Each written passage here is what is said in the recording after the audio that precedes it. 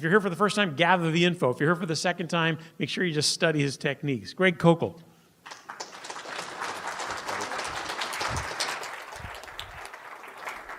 Thanks, Craig. I want to start by first making a prediction and then making a promise in a few minutes. The prediction is this. So we only have about 50 minutes together here, and that's not very much time for what I want to cover. But I still think that this 50 minutes that we spend here could be a game changer for a lot of you.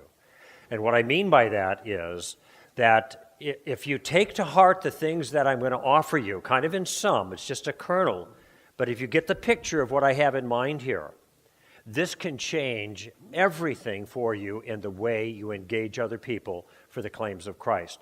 Now, I'm saying that, and it makes me a little uncomfortable, actually, to make the prediction, because I am not trying to draw attention to myself. That's not really my purpose here. I'm trying to draw attention to an approach that has, for many people, been a game changer for them. And I know that because they've told me. There are people in this room that have told me that very thing, that this material has changed everything in terms of their approach to engagements. And it's also been a game changer for me.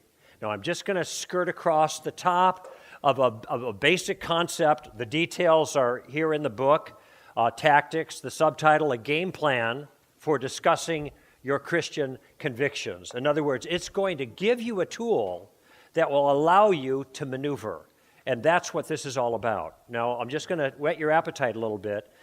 I also found out that this is one of 2 books that are left, so at least on the back there, but you can get it from Stand to Reason and at Amazon and whatever good books are sold, you know.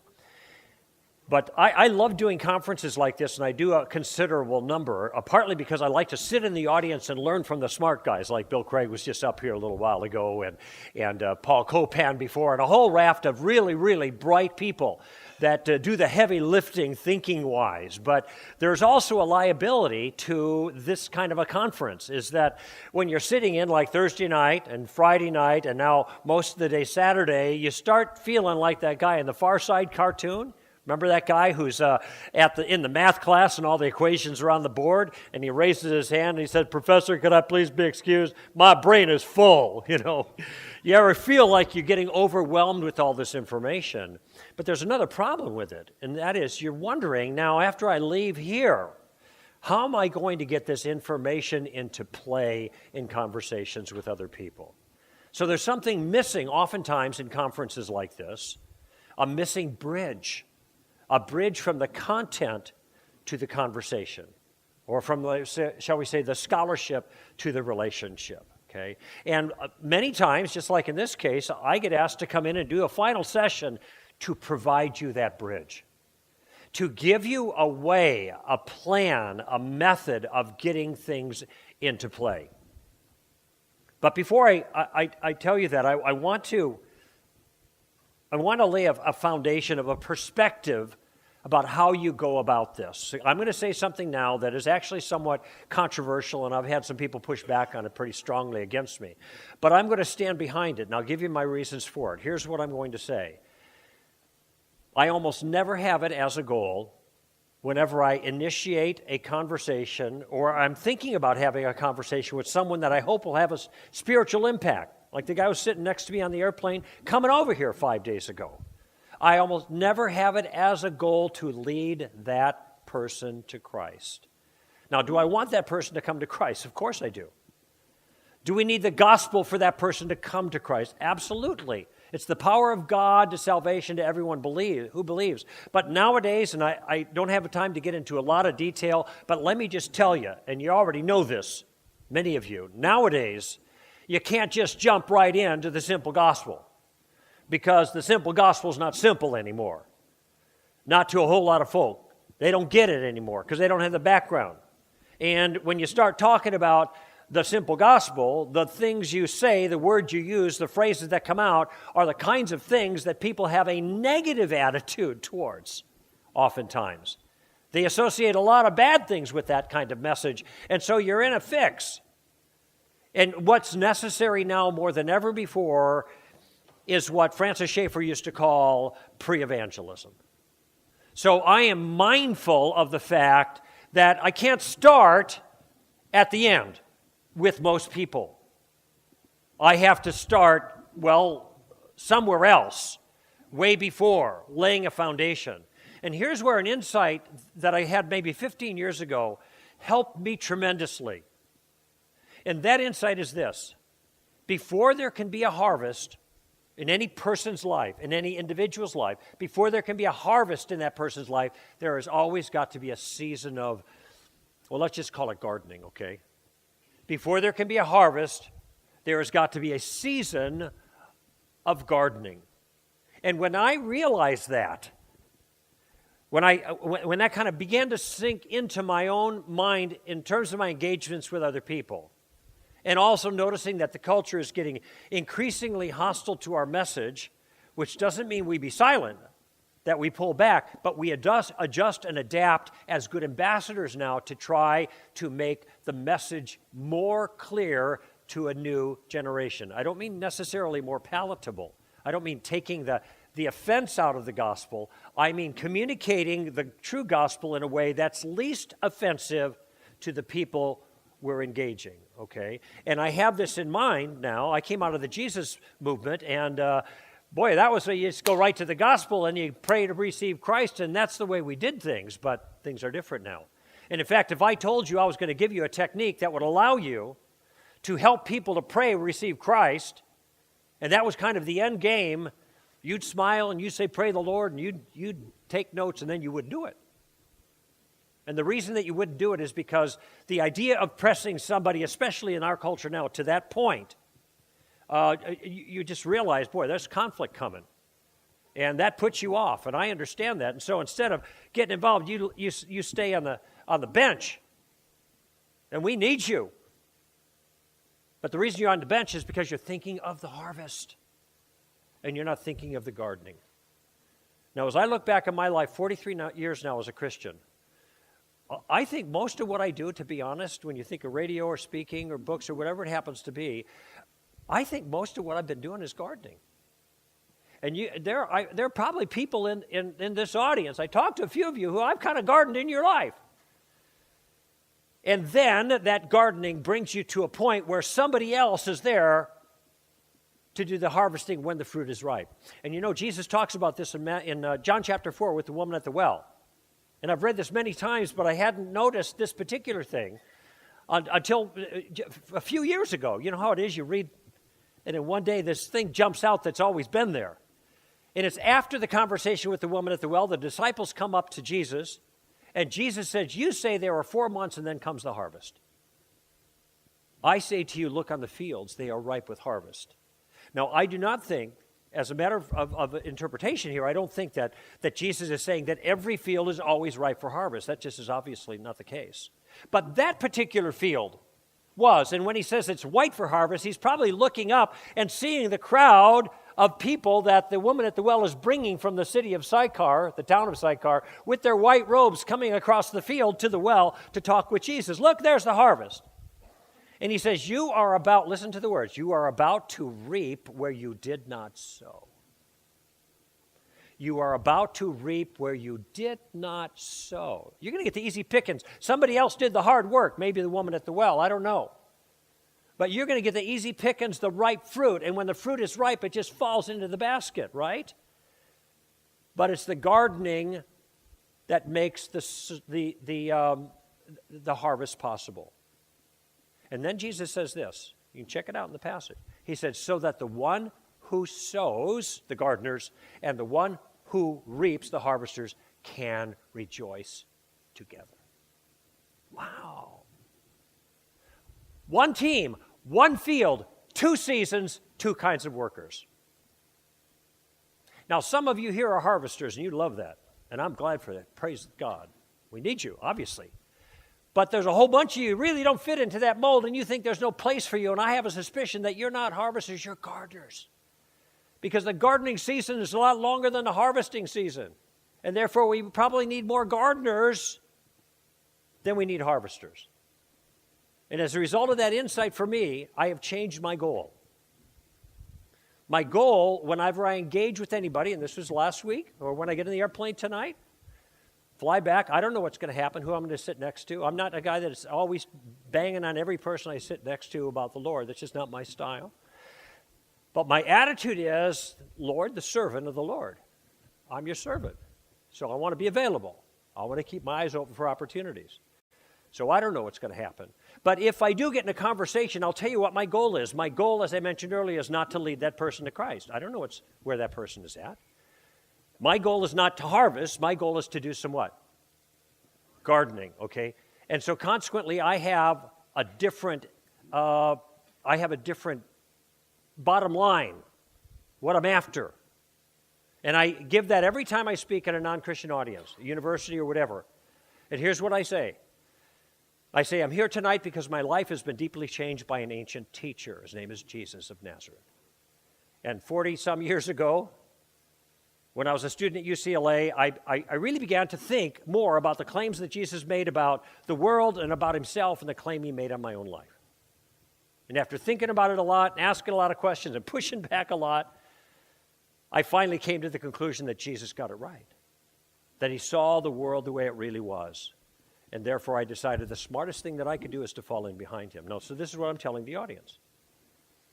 But I want you to know that I'm not here to convert you tonight. I have a more modest goal, I tell them. I just want to put a stone in your shoe. Okay? I just want to annoy you in a good way. And they all, like you're chuckling now, they chuckle at that because they figure the Christian's there to annoy them, right? And I say, okay, I'm your guy, but you're going to thank me when we're done. I mean, that's my goal. I want you hobbling out of here thinking about something I said because I really am convinced that Christianity and Jesus of Nazareth is worth thinking about. And then I go into my lecture, whatever it happens to be. But now I've just communicated to my audience what my goal is, and that's the goal in any circumstance that I'm in. So I want to commend this to you. As kind of a bottom line goal, instead of thinking I have an obligation to swing for the fences every time you get up to bat, got to hit a home, got to score, got to get him to sign on the dotted line, that's not my attitude at all. Is there occasion for that? Yeah. People sometimes ask me, well, when do you get to the gospel in your system? Do you ever get to the gospel? I say, sure I do. Well, when? And here's what I say. I get to the gospel whenever I want. And the point there, I know it sounds a little cheeky, but the point I'm making is that I am not artificially constrained to push to the end game before the time, at least in my assessment with that individual. Think about Jesus. Did Jesus always get to the gospel? Did he always get to the good news? You read through the Gospels, guess what you get? Bad news. You get a lot of bad news from Jesus. Okay, 2 greatest commandments? Try those on for size, for example. Oh, the Sermon on the Mount, that's great ethical teaching. Yeah, that section ends, you are to be perfect as my heavenly Father is perfect. Good luck with that, right? This is not good news. This is bad news.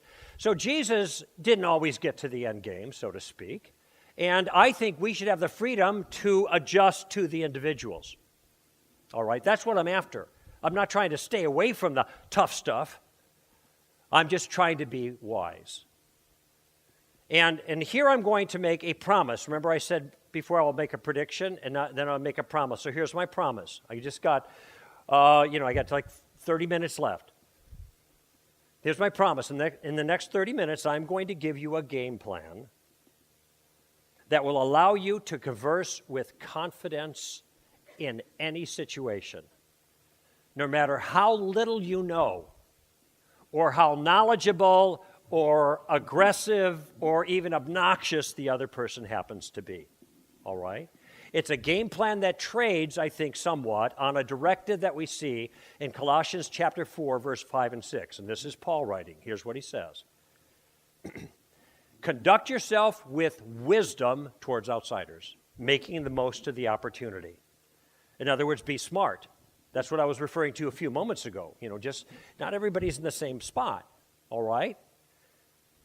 Conduct yourself with wisdom towards outsiders, making the most of the opportunity. Let your words always, or your speech always be with grace, seasoned as it were with salt. So be smart, be nice. How about that? What a concept. So that you know how to respond to each person.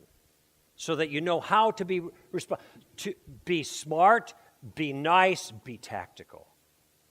Be willing to adapt and adjust. So let me show you how this worked out in my own life a number of years ago now. It's probably about 15 years now I think about it, to be honest.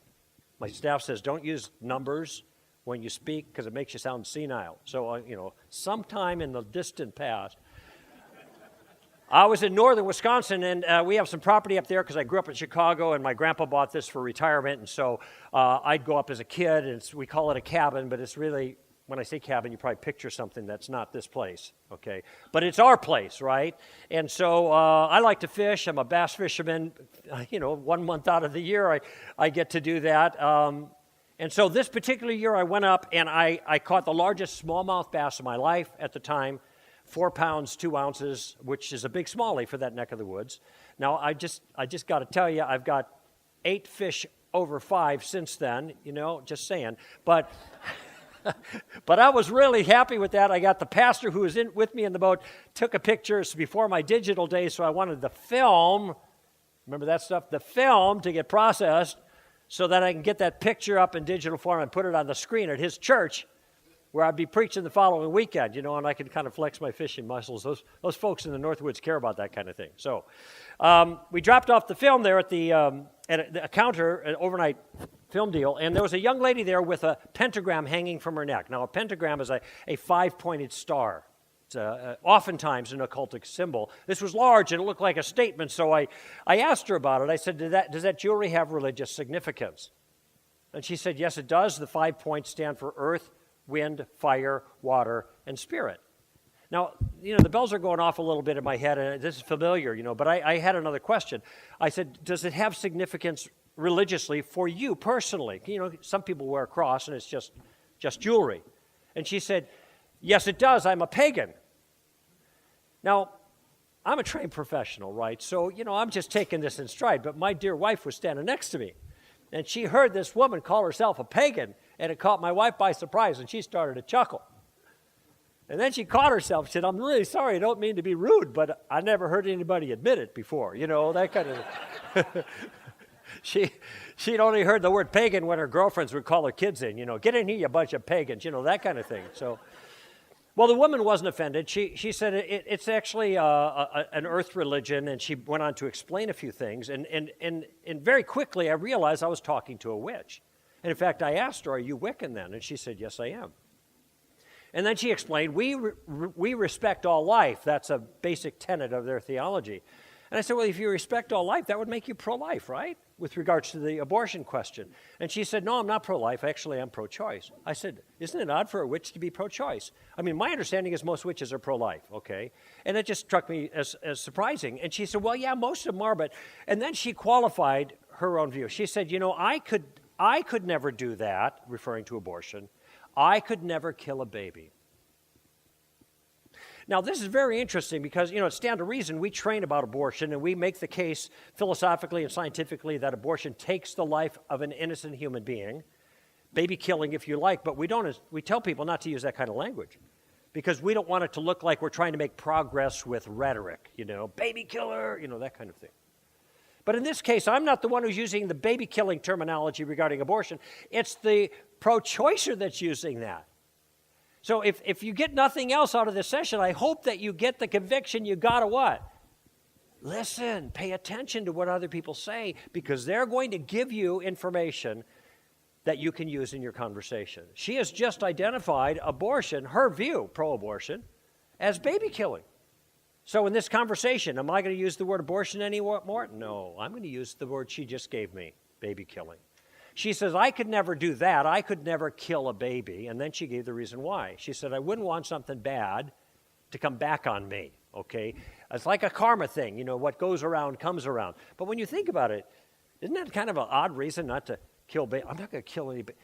You never know what's going to happen to you when you start killing babies, Maybe it's just a good idea not to kill babies. I don't know, regardless. But I didn't pursue that. I said, well, maybe you wouldn't kill babies, but maybe we should stop other people from killing babies. And she said, reflexively, automatically, I guess, I think people should have a choice. Now, what is the choice that we're talking about here? On her own words, the choice to do what? to kill babies, of course. And so that's what I said back. You mean people should have a choice to kill babies? And she said, well, I think everything should be taken into consideration. I said, okay, what would be a legitimate consideration to make it okay to kill a baby? And she immediately said incest. Okay, now I want you to see what's going on here. She is trotting out all of the pro-choice slogans, right? Boom, boom, boom, boom, boom, boom. But she has already admitted that abortion kills babies, so all of these slogans for choice are now explicitly slogans for baby killing. And I'll just tell you, it's starting to sound a little bit weird. But she doesn't see it because she's not listening. She's trotting out slogans. People do this all the time on both sides of the aisle. We trot out slogans. We don't have conversations. We don't discuss issues. We trot out slogans. And now she's going to see how she's gotten herself in trouble, because now I have another question. And I said, do you mind if I ask you a question? She goes, what? I said, if I understand your view correctly, if I had a child, a 2-year-old, say, standing next to me who had been conceived by incest, then on your view, I should be allowed to kill this child. Is that right? Now, let me ask you something. Is that a fair application of the view that she's expressed to me? What do you think? Yeah, I think it is too, and so does she. By the way, if it wasn't a fair application, you notice how I'm giving her an opportunity to correct me. Okay, now you got my view correct. No, but that was her view. But it got her thinking, and she paused. Maybe this is when I put a stone in her shoe. I don't know. You never know about these things. You do the best you can, and you leave it to God, kind of thing, is what it amounts to most of the time. Well, all of the time, actually. But in this case, so she's thinking, and finally she says, I'd have mixed feelings about that. And I'm thinking, I hope so. I'm glad they're at least mixed. Now, she did say it as a concession to me. She'd kind of gotten stuck. Now, look at the line is building behind me, all right? And so I realize at this moment, think about it. Now, I'm interfering with her work product. She can't do her job. And I realize my opportunity as an ambassador has come to an end. Think about it. If I had a different view about how this project works, I might have turned around and said, hey, folks, I haven't got to the gospel yet. Sit down, shut up, you might learn something, you know. But I didn't have that pressure. I was given a window of opportunity. I took what I was given in the moment, and then I moved on. I did a little what? Gardening. And then I entrusted that person to the Lord, and she's his problem anyway. She's my task for the moment. She's his problem. And he cares a whole lot more about her than I did. And my wife and I prayed for her afterwards, and we committed her to the Lord. And I want you to see something about that illustration. In that conversation, I asked 9 different questions. I asked questions to introduce the conversation. I asked questions to gather information from her. I used questions to exploit what I saw as a weakness or a flaw in her view. And then in my notes here, at this point, it says, and she was doing most of the work. When I looked over my notes, I thought, well, she wasn't doing most of the work, because that sounds like I was doing some of the work, but I wasn't doing some of the work. She was doing all of the work, because I was relaxed. And so I changed my notes. And then I thought about it. Wait a minute. She wasn't doing any work either. We weren't having a fight. We weren't banging heads. There was no lines drawn in the sand. We didn't have our dukes up. We were just having a friendly conversation, and that's exactly the way I want it to work. And this shows the power of a tactical approach. Now, it stands to reason we have lots of tactics. You find them in the book. They have names like suicide and taking the roof off and just the facts, ma'am, and steamroller and Rhodes Scholar. And these are all maneuvers in conversation that will help you. But there is one tactic that is kind of let's just call it the queen mother of all tactics. It's the one I use more than any other. It's the easiest tactic imaginable to stop a challenger in their tracks, to turn the tables and put you in the driver's seat, which is the goal of the tactical approach. You want to be in the driver's seat. Not to manipulate, but to manage. Not to coerce, but to control in an appropriate way. And this tactic has a name, and the name of the tactic is Columbo. named after the infamous Lieutenant Columbo. Now, I know in a mixed audience, I'm going to have some people who don't know who Columbo is, especially if there's younger ones, but I see a lot of gray heads here. So I know that you know, 3 or 4 decades now ago, the Lieutenant Columbo wore a trench coat kind of like this, looked like he slept in it. Maybe he did, I don't know, but I got mine at a Salvation Army. My wife is the garage sale queen and the Goodwill queen, and so she says whenever you buy anything at a place like that, you always got to check the pockets because you never know what you're going to... Wait a minute. What's this? Oh my gosh, look at that! Wow, how'd that get there? Lieutenant Columbo has a cigar. Right now, this is just a plastic. Was this a Baptist church? This is just plastic, okay? No worries. I hate cigars. Every time I get one, I destroy it by fire. Completely, because I don't want anyone to stumble, you know. Columbo also has a pad of paper, but he can't use his pad of paper. Why? He doesn't have a pen or a pencil. He's got to bum a pencil off of somebody, you know. I mean, this guy shows up in the crime scene, and he's walking around mumbling and muttering to himself and scratching his head, and he doesn't look like he can think his way out of a wet paper bag. He's stupid. But he's stupid like a fox, right? Because he's got a plan.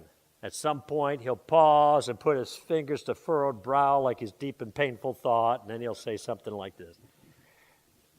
I don't know. There's something about this thing that bothers me. Do you mind if I ask you a question? You asked that question, right? Oh, thank you. You're very intelligent. One more thing. And then he one more tings him to death, right? With question after question, and pretty soon people start getting annoyed and bugged. And he said, I'm sorry, it's because I'm asking all these questions, but I can't help it. It's a habit. And this is a habit that you ought to get into. The key to the Columbo tactic is that as a Christian, you go on the offensive in an inoffensive way with carefully selected questions to advance the conversation. Let me say that again. The key to the Columbo tactic is that you go on the offensive in an inoffensive way with carefully selected questions that advance the conversation. Now, there are 3 different ways to use questions. That is, there are 3 different steps to the use of the Columbo tactic. And remember that the Columbo tactic is your game plan. And what this means then is when you show up at a situation, whatever that situation may be, you sit down on the airplane next to somebody, you meet with friends at an event, you have school buddies you get together with, wherever it happens to be that you want to have a spiritual impact, possibly, with a goal to put a stone in their shoe, you want to employ your game plan, and that is you want to take the first steps. The Columbo tactic has 3 uses. I'm only going to talk about 2 of them today because that's all the time I have left, and that's all that I need to fulfill my promise to you. Okay, there's more, is what I'm saying, a lot more, but I'll give you the basics, okay? The first use of Columbo is to gather information. To gather information. All right? In other words, when you find yourself in a circumstance where you want to make a difference, what is the first thing you think about doing? You don't think about jumping to the gospel. This is my suggestion, at least. The first thing you have to do is you have to get the lay of the land. You need to get some intel. You got to figure out what's going on. So I'm sitting next to a guy named John on the airplane, and I start talking to John, and I'm drawing him out, and I'm using my game plan. And really, I'm not even sure whether we're going to get to anything spiritual. I'm just making small talk. I'm just being friendly. That's one of the nice advantages of using questions. They're good manners, right? You're showing an interest in another person, okay? And by the way, when you're using questions, it also keeps you in the driver's seat. That is, your questions will help direct the conversation wherever you want it to go. And in this case, all I'm doing is gathering information. And I find out, because he asked me what I did for a living, and I talked a little bit about that, so he knows I'm a Christian. And he says, I used to be a Christian. Let me ask you something. Is that valuable information for me to know? Duh. Wow. And then he says, in fact, I used to be a preacher's kid. I said, John, how do you used to be a preacher's kid? Did your dad die? He said, no, my dad's still alive. It's just my dad's no longer a preacher. Oh, okay. And my dad's no longer a Christian. Oh. Is that good information for me to have? You think there's some baggage sitting next to me here on the airplane?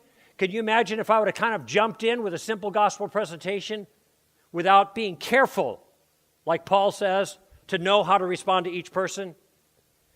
What would his response have been? Been there, done that, and it hurt, right? But in this particular case, because I'm drawing him out, and all I'm doing is listening as he's dumping on me about all of his experiences, bad experiences in the church, I'm just listening. And I'm not getting offended. He's not mad at me. He's mad at a bunch of other Christians. I'm just listening. And what's happening is I'm getting a picture of his, in a sense, his spiritual, theological topography. And the lay of the land. And I realize there are minefields out there. And I have now been able to maneuver around the minefields so I don't set them off. Okay? Why was I able to do that? Because I had a game plan that got me going, and now I'm just listening. I don't know if it's going to go anywhere. And many of these conversations don't go anywhere. Now, some people have different temperaments. They're going to want to push the river a little bit, and if that's your style, then that's up to you. I'm not telling you how to do all of this stuff. I'm just telling you something that's really worked well for me and that I think will work well for a whole bunch of other people who are still sitting on the fence. I'm just gathering information and seeing if there's an opening, okay? Now, there's a model question you could do to accomplish the goal of gathering information. And that model question is some form of the question, what do you mean by that? What do you mean by that? Now, this is very, very broad. That is, it can be voiced in lots of different ways. Notice in the witch in Wisconsin, I saw the jewelry she's wearing. And I asked her a question. I said, what do you mean by that jewelry, right? Does that jewelry have religious significance? It's the same kind of question. I just adapted it there, okay? And so sometimes that what do you mean by that question is going to be just a casual question that allows you to draw the other person out and see if there might be any avenues you might pursue with other questions to steer things in a spiritual way. Okay, so that's the first way that's used. The first use of Columbo. Here's another way, though, and this is, let's say you're already engaged in a conversation with somebody, and so spiritual things are on the table. What you're going to see a lot of times is people are going to make claims about things that have ambiguities built into them. That is, there are things that they say which requires more explanation to be clear on exactly what they mean. So somebody might say, well, look at Christian, everything's relative. Everything's relative. So you see how the attempt to claim everything is relative is meant to undermine our claim to truth. And sometimes the Christians now stonewalled. Oh, now what? Now what do I do? And it's a tough spot to be in.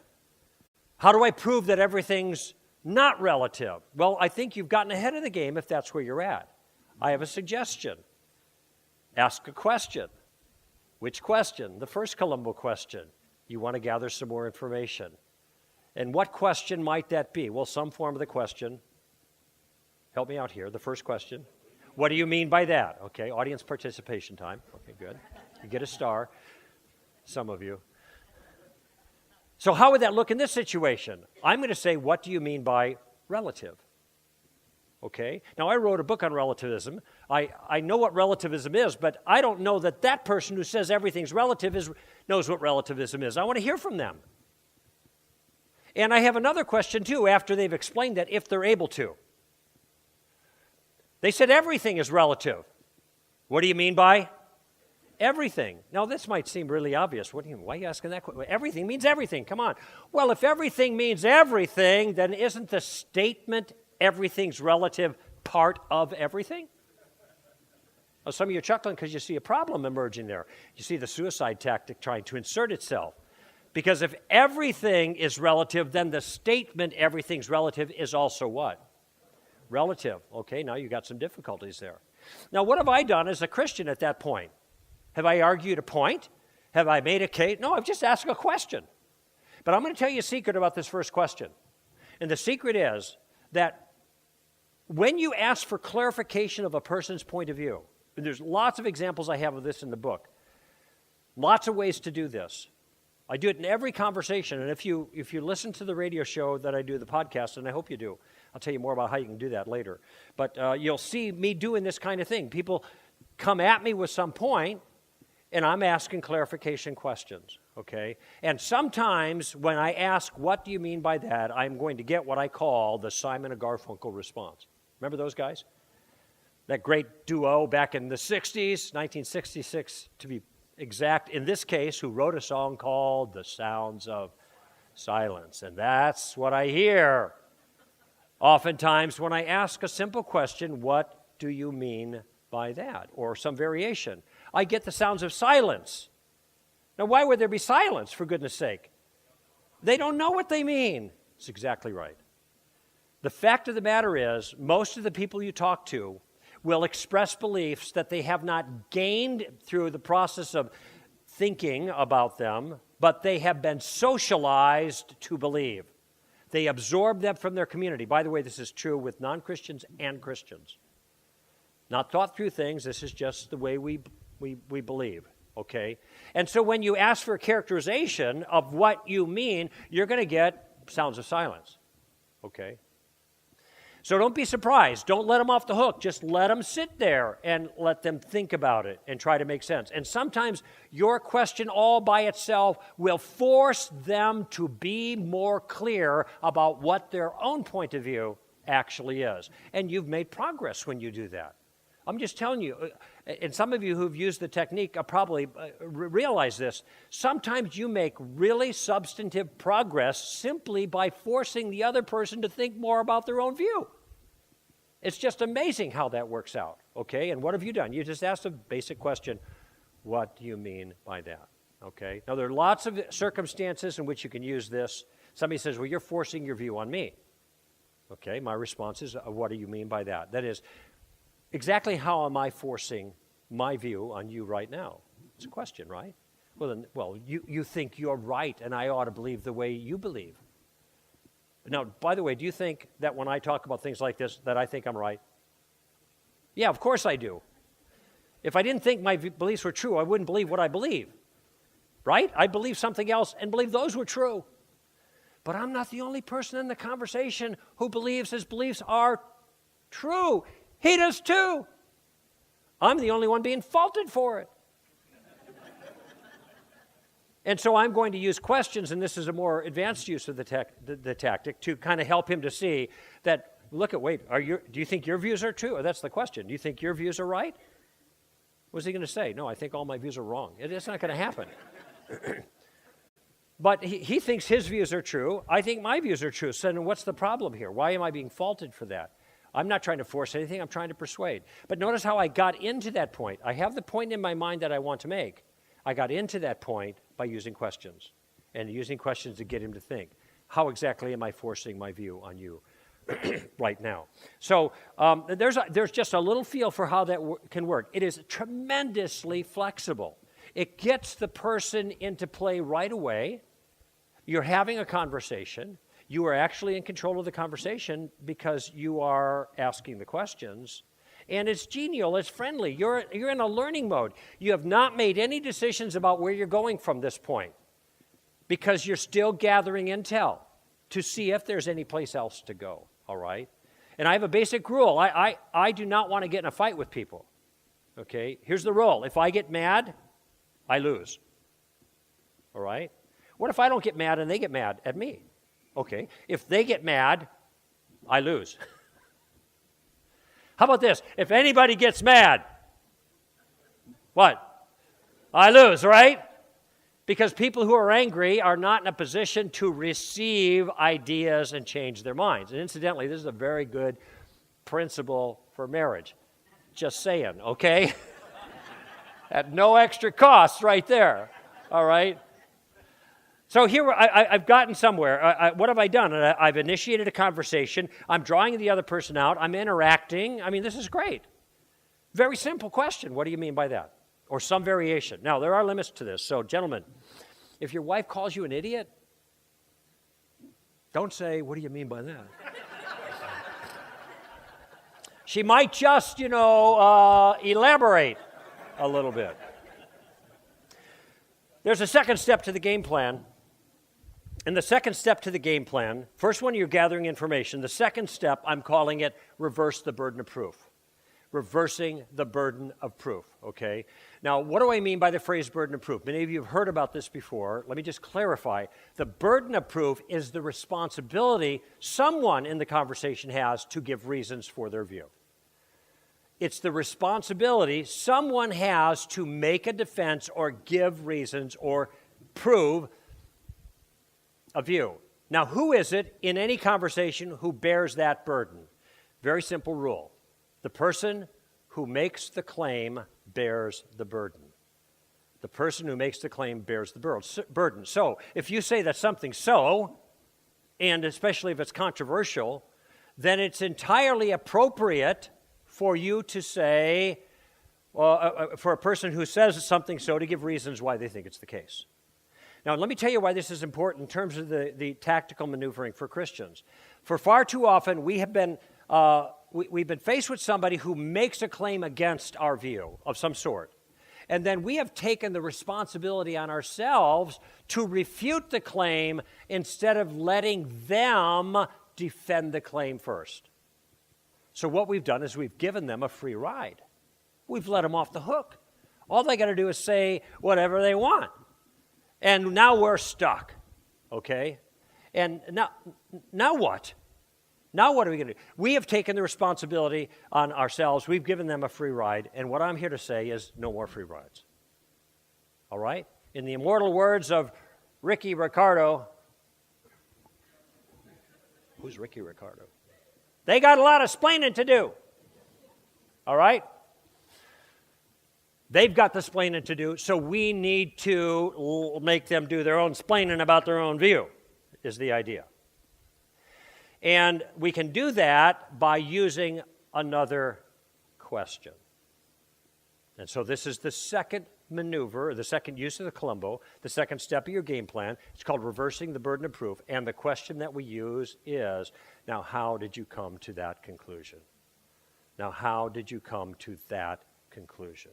Or some variation. What are your reasons for that? Why do you think that's the way it actually happened? And see, what we're trying to do here is we're trying to prevent somebody else from just inventing a story, telling a tale, a bedtime story that's meant to put your own view to bed. And people tell all kinds of tales. And these things have great rhetorical force. They seem very compelling when they tell the tales, but they still have to take another step. They have to defend those. I'll give you an example. I'm very close to being out of time here, but let me read to you some comments that were made by a guy. I was at KFI, which is the CBS affiliate in Los Angeles, huge talk station, and this is the shock jock talk station, and I was defending intelligent design. It was an interview I was a part of. And somebody called in and started invoking Big Bang cosmology against me, all right? And I explained that, and I know this is controversial with Christians, but the Big Bang is actually on my side. Because to put it simply, and here I'm going to save you a lot of expense, all right? And probably I'll cost Bill Craig a lot of royalties, but I'm going to give you the Kalam cosmological argument in one sentence. Is Bill gone? Good. Okay. Just checking. A Big Bang needs a Big Banger. There it is. Kalam cosmological argument, writ small, you know. Big Bang needs a Big Banger. It's pretty common sense, right? Well, this guy says, no, you don't need a Big Banger to do a Big Bang, and here he's going to tell me how you can get something for nothing. So here's what he says. He says, well, I don't think it is, because you could start with a base of nothing, and you could say that there was nothing but an infinite continuous moment, and eventually one tiny, little, insignificant thing happened. A point happened in the nothingness.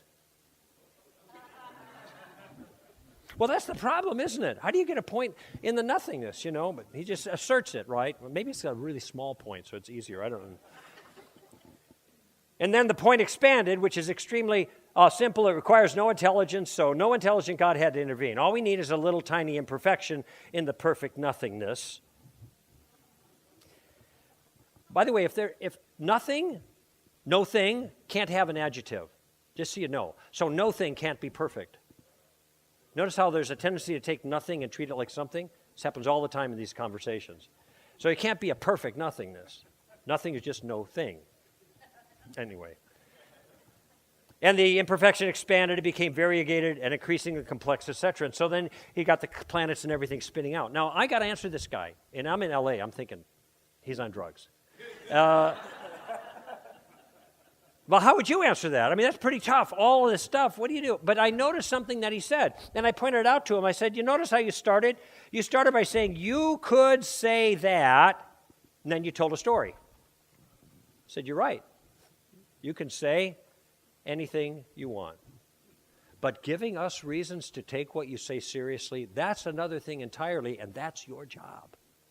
It is not my job to refute the story. Get this. It is not our job to refute the story. It is their job first to defend it. And this is where our second Columbo question comes in. Now, how did you come to that conclusion?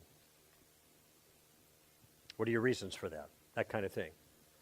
And wait and see what happens. Now, do not be surprised, by the way, when people make a strong statement about something and they're very confident of it and their sails are filled with their own self and their own ideas, that when you ask them, now, how do you come to that conclusion, don't be surprised if you get Simon and Garfunkel again.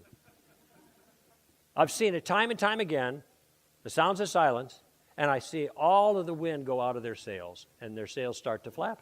Now, I'm not trying to embarrass them. I'm not trying to make it hard. I'm just asking a question. Now, how did you come to that conclusion? And I'm waiting to see if they have anything to say, and much of the time they don't. Now, that's not always the case.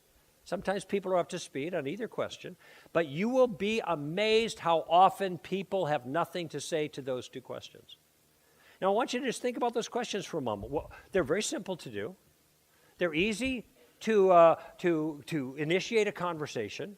There's no pressure on you because you're not making any claims, right? If you're not making any claims, if you're not saying it's so, anything so spiritual, then you have no responsibility. You're safe. There's a tremendous amount of safety here, but you are actively involved in what could easily be a very friendly conversation that's, without you making a case, still gets the other person to think and still can put a very big, stone in their shoe. I want you to see the capabilities here, the practical possibility of just what I've offered.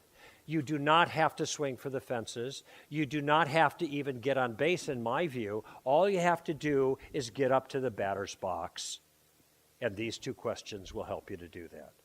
What do you mean by that, and how did you come to that conclusion? Now, I want you to know that Stand to Reason as an organization is here for you to help you do all of those kinds of things better. We are one player among many that are represented at conferences like this, but when we are happy to be joined in arms with our brothers and sisters who are kind of in the enterprise, in the fight, if you will. But we want to build a relationship with you. And many, I've talked to you, we already have been building a relationship over time. Now, there's a couple ways that we do that. One of them is the radio show and the website. The website for Stand to Reason, the acronym is STR, so the website is simply str.org. Very simple. We have thousands of pages of information on our website, and I mean literally thousands, and I mean literally, okay? We have hundreds of video vignettes that will help you maneuver in conversations. We have two apps, a standard app and a quick study app. They're both for free. You can download them on your phone and keep up with our stuff. There's even a quick study section just for the tactics material. So if you want to refresh and review that, go to the App Store and you get our apps, no cost. You can also apply for, or rather sign up for our podcast. I do 3 hours a week of podcasts in various forms. 3 hours, that's just like, that's one LA commute, you know? So it's not burdensome. And what you will see if you listen in is how I take these notions and I put them in play in conversation with people. So that's str.org. The second thing we want to do is we want to send you free training material every single month. That's what this card is for. If you grab this card, most of you have been given one of these cards. Why don't you grab it? And if you didn't get one, you can get one in the back there. There's a perforation in the middle. If you bend it at the perforation and tear it off, the blue card is a thumbnail sketch of the Columbo tactic. So this is a little reminder that'll help you. The white card, that's for you. You keep that. The white card is for me, okay? If you tell us where you live, and we need your address, name and address, and your email address, we will send you free training material every single month. You will get our bi-monthly newsletter, Solid Ground. My promise to you is that you will not find in Solid Ground pictures of our staff at bake sales. Okay, it's not that kind of a newsletter. You're going to get a solid article that's going to help you deal with something, whether it's a theistic evolution or whether it's gender confusion or whether it's whatever. You know, it's something up to date that's going to help you, okay? But we need to know where to send it.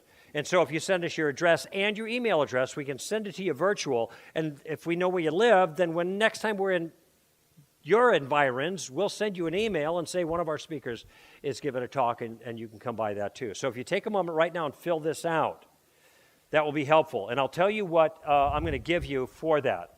We have a little book that's probably our best-selling booklet. We don't have it on the back right now, but usually at Stand to Reason events we have them. A little booklet called Jesus the Only Way, 100 Verses. A little red booklet we charge $2 for. Okay, this is meant to show on this controversial issue about Jesus being the only way that this is what Jesus actually claimed for himself, and everybody that Jesus trained to follow after him said exactly the same thing.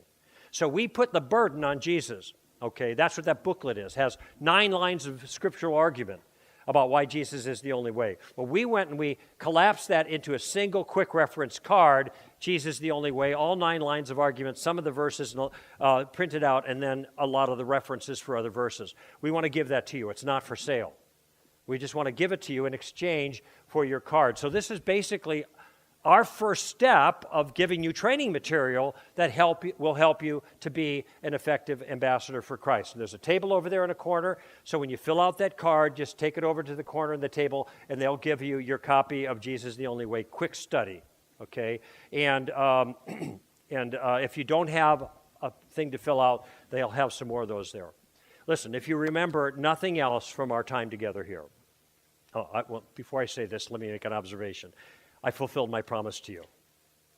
My promise was to give you a game plan that will allow you to converse with confidence in any situation, no matter how little you knew, or even how aggressive or knowledgeable or even obnoxious that the other person was. And now I've done that. I've given you 2 questions that you can use anywhere. And you can be a great conversationalist with no pressure on you at all. And you'll be amazed at how much God will do with just those 2 questions. If you remember nothing else from our time together, always remember this. Take a tip from Lieutenant Columbo and always what? Ask questions. Thank you.